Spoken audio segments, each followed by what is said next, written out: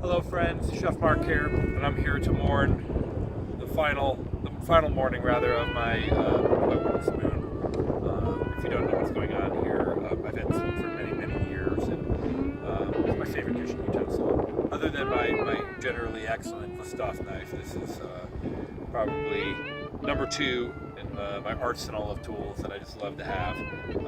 And it broke, not even in the line of duty. I just got to where I was going, and it just broke it.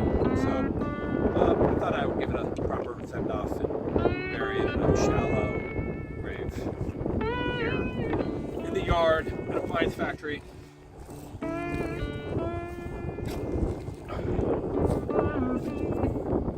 don't think it needs much more than that. I'm going to bury it in a relatively shallow grave so that it can return to earth, decompose a bit more quickly. Friends, thank you for joining me on this occasion.